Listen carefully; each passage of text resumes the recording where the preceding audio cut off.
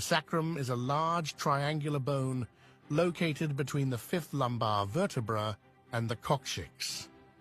The sacral vertebrae fuse during adolescence or early adulthood to form the sacrum.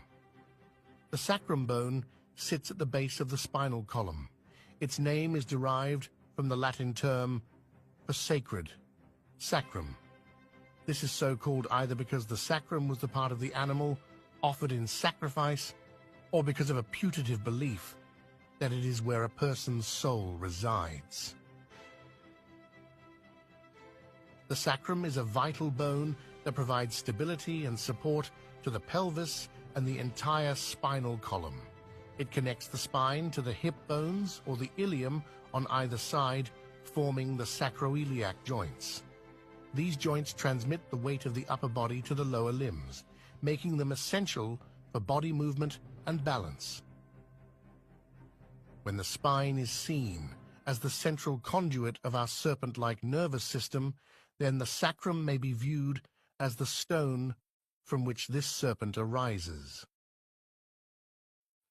It is the rock that Moses strikes with his staff, or his spine, to quench the Israelites' thirst with its magical waters, and it is the stone on which Jacob rests his head when wrestling with the angel of God on Mount Peniel. The pineal gland. The sacrum holds and guides the fine hair-like nerve strands that flow from the horse's tail nerve bundle, the cauda equina, into the hips and lower extremities of the body. In ancient times, the body was viewed as the vessel or the vehicle, and so may be linked to the horse. The spirit or life force was seen as the rider or the operator. The sacred bone is full of lymphatic nodes, and the coccygeal or kundalini gland is located at its tip. The tailbone. The lymphatic system is the waste management system of the body. It removes waste and toxins and enables us to maintain a healthy environment for our cells.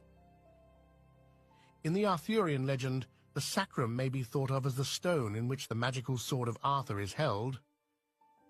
This is the spinal column.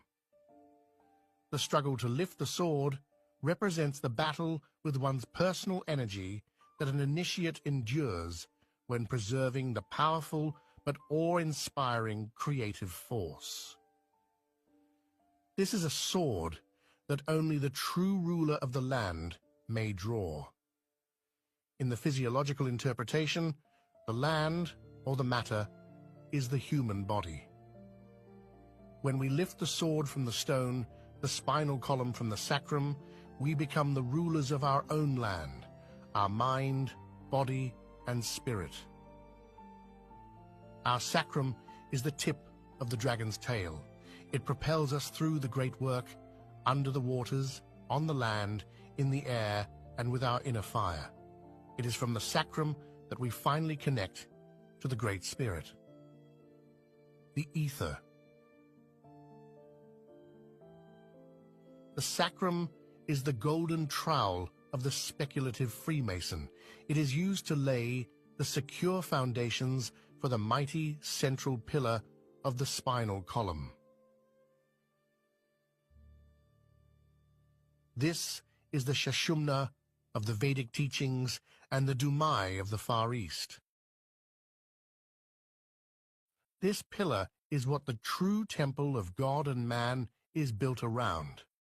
Without this foundation, the temple cannot be built, the stone cannot be cracked, the dragon cannot be tamed, and the sword cannot be drawn by the rightful ruler of our own lands, us.